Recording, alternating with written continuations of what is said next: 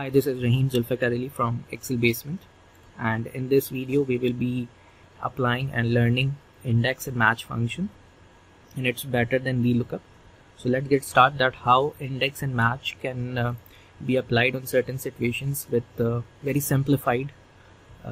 So I'm just starting with the fundamental concept of the index and match. So index basically gives you output.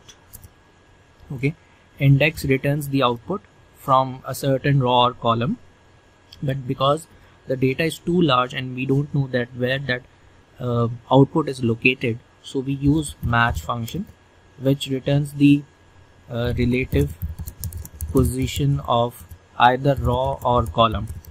So depending that if we use match with the index function, either we are applying match to find out a location of a certain row or a column, or we can use two match functions within the index function to locate the row and column position both. Okay, so index and match practically applied together at the same time to find out a certain output.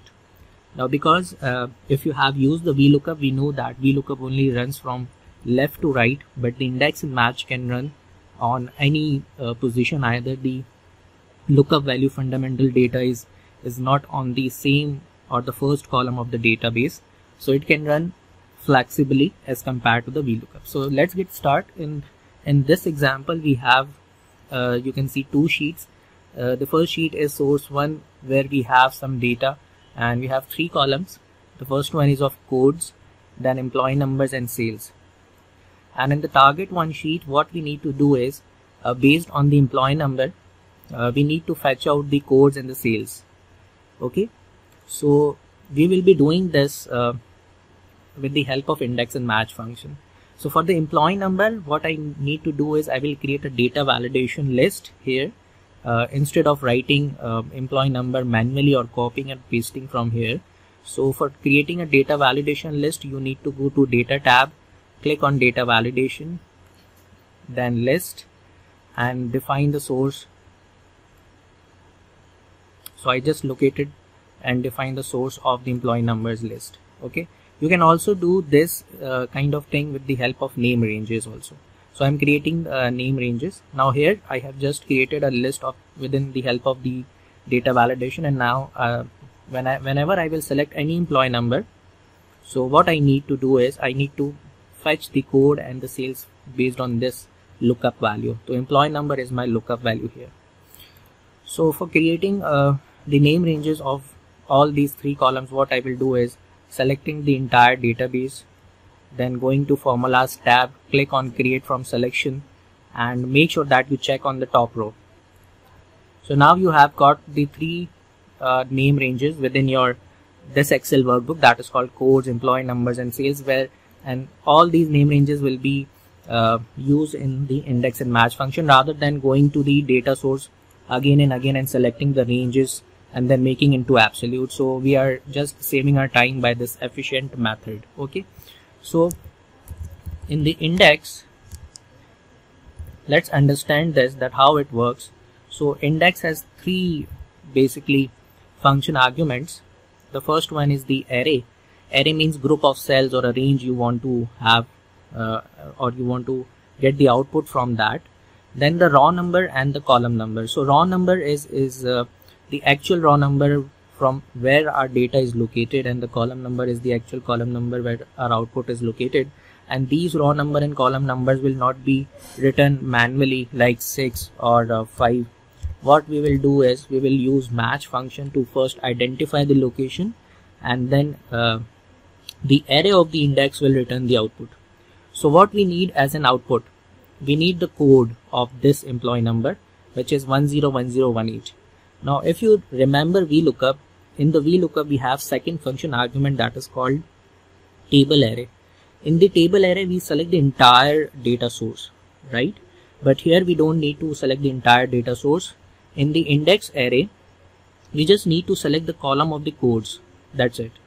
So we have that column because we have made the name ranges. I will just press the tab key to fill this spelling correctly by the Excel itself. then comma, now the raw number. I don't know that this employee number is located on which raw.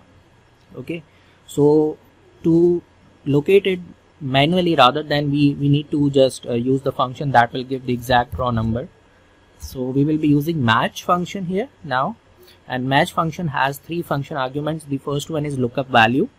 Lookup value is the value which you have already with you.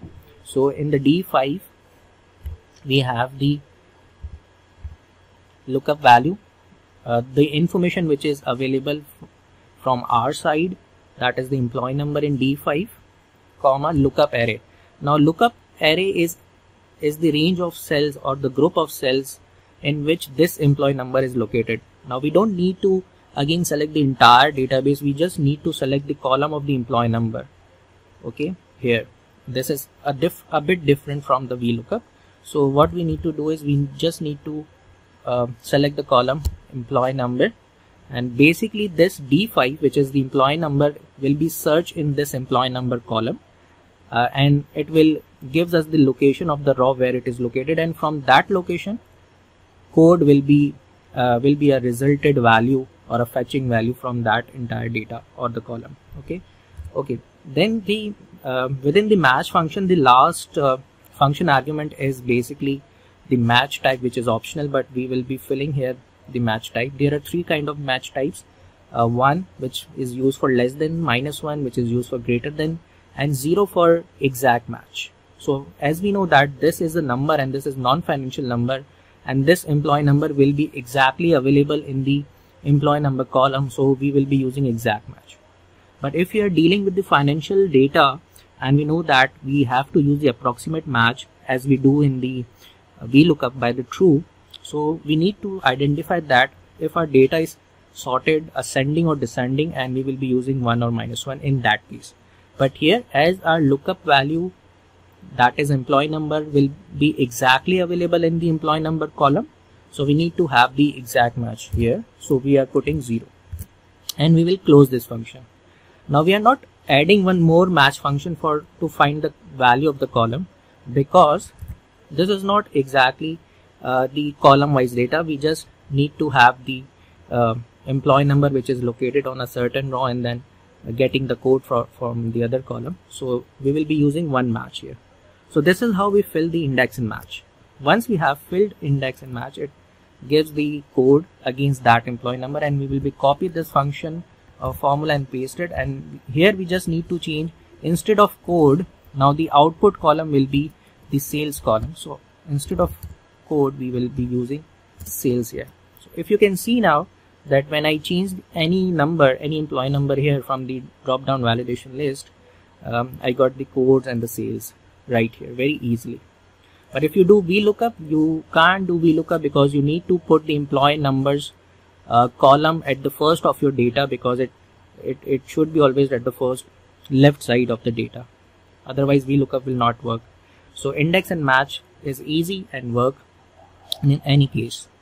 I hope you like this video and understand the basic concept of index and match function.